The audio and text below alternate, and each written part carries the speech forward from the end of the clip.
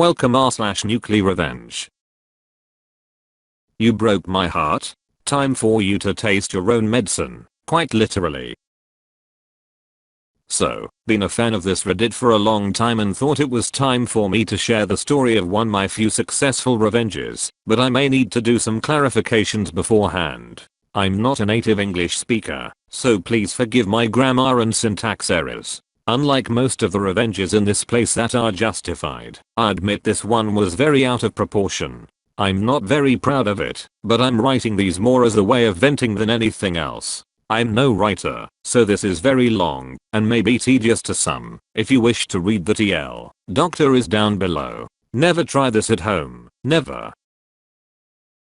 So, to the story. This happened about 6 years ago, when I was halfway through my medicine degree. In my country, it's not as difficult to enter med school like in the USA, so I was very young, barely 20 years old at the time. Also, I had just recently came out of the closet. Yes, this is a gay story.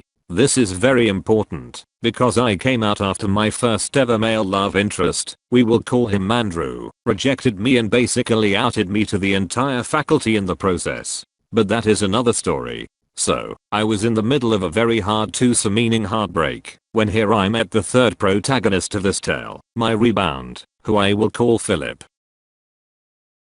Well, I had met him before, around the time I was trying to woo Andrew, because the two of them hated each other, the sworn enemies kind of thing. So, it seemed natural that he came to me after the rejection. Andrew and I had been very good friends and Philip befriended me to get intel or something he could us against him. I was not mad about it, or the other way around. I was totally on board with his plan. The next 2 or 3 months, we spent a lot of time together, partly because we like to talk shit about Andrew and bully him to a certain point, mostly bad rumors we spread behind his back, and partly because we had many other things in common, TV series, hobbies, song taste, etc. By the end of the semester, I came to realize I had fallen in love hard for Philip. Sadly, this was not his case.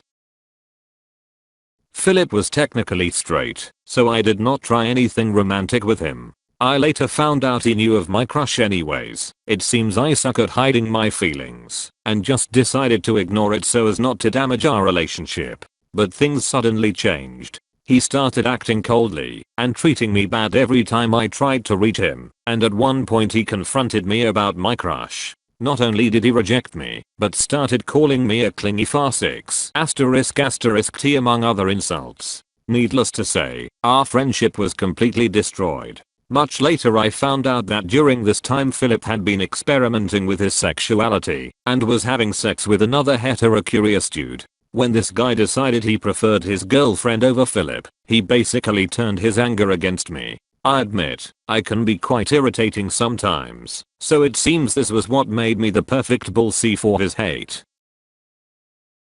So here I am, second heartbreak in less than 6 months. That is my luck. But still not mad enough to do something about it. Until I felt the backstabbing. I do not know how, when, or why, but some weeks after our fallout, Philip and Andrew had become best friends forever. Those you dream having when you are a kid. It was impossible seeing them apart while going around campus, at parties or even in class. Rumor has it, they were more than just friends by this point. Philip was also out of the closet as a bisexual man. And now I was the one being bullied. Soon enough, after they started hanging out, gossip about me became the norm. I became known as a crazy stalker and obsessed little man. Hey, even Gollum from Lord of the Rings seemed sanner than I, based on their stories. Additionally, any contact I had with Philip or Andrew ended in confrontation, to the point I had to actively evade them. That is when I decided to act, and what started only as a little prank, ended being something deadly. Time came for the birthday party of a friend we all three had in common, and in which all our social groups will be reunited under one roof. She was a very popular girl. Me and my girl befriend, Clara, designed a little trick that would embarrass my 2 heartbreakers in front of everyone. It was very simple. We bought some Viagra pills, smashed them, and the plan was to mix some of it in their drinks, to make them act horny, and get a non-stoppable erection during the whole party. Both loved using skinny pants, so we knew it would not only be very painful, but very visible too. Clarification: as med students, we knew mixing alcohol and Viagra could have side effects, so we calculated a low dosage for our prank. This will be important later. Flash forward, we are all in the party and everything is going great.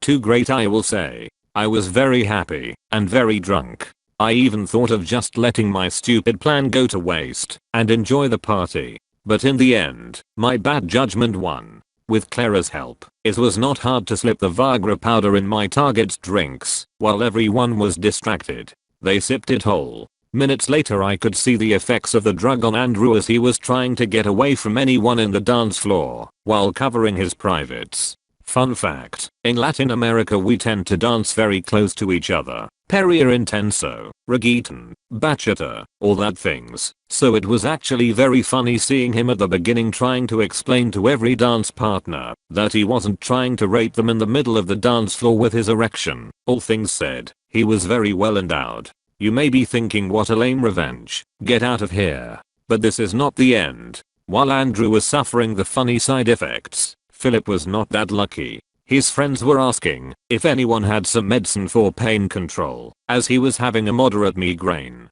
Remember the doses thing? Fearing I had screwed up and gave him more than what I wanted, I came to check on him to see if he was alright. What happened next was what led to the unfortunate events of the rest of the night.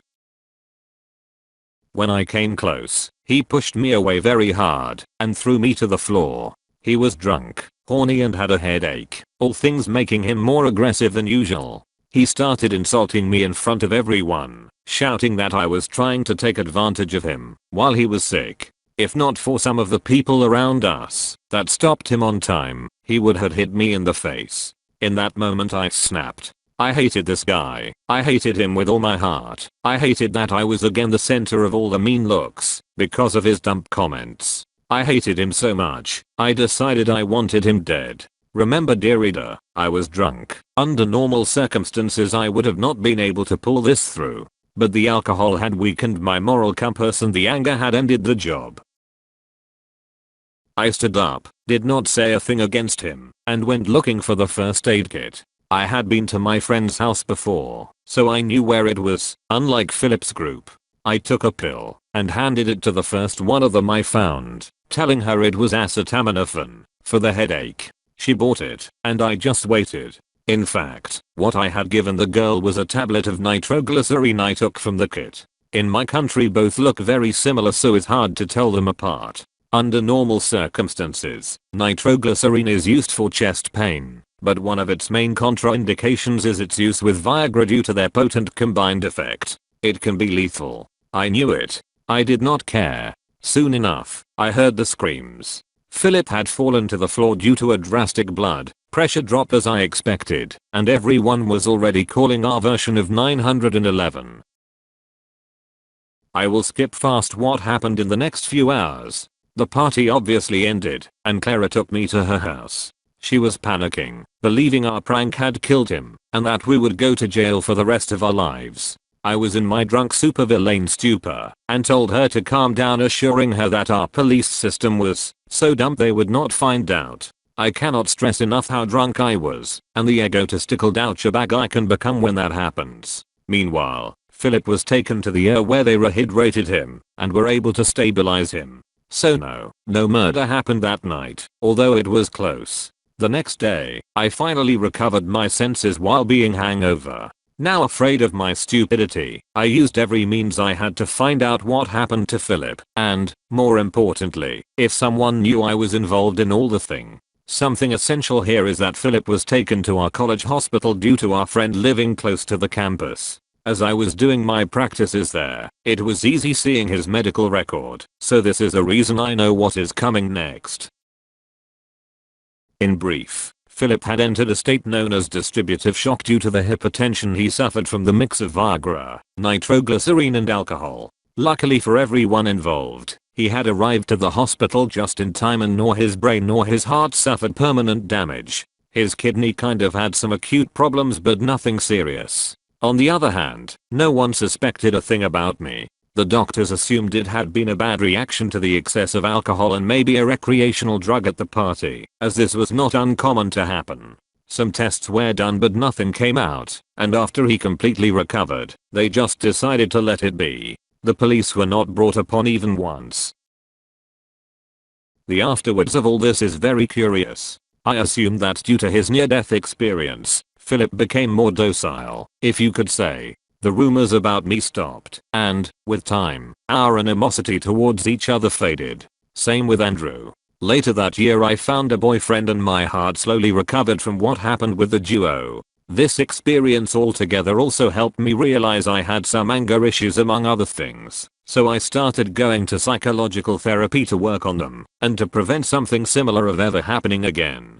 Till this day no one knows what really happened that night, and even my best friend just believes our prank backfired, not that I had actually intended to kill someone. And that is the end. Yeah, kind of heavy. If someone is wondering, I know the huge F*** up all this was, and as I said before, I'm not proud of it. I was very lucky nothing serious happened. On a side note, therapy helped me, so that's a plus. Thanks anyone who had reached this far for reading all. Hope nothing like this ever happens to you.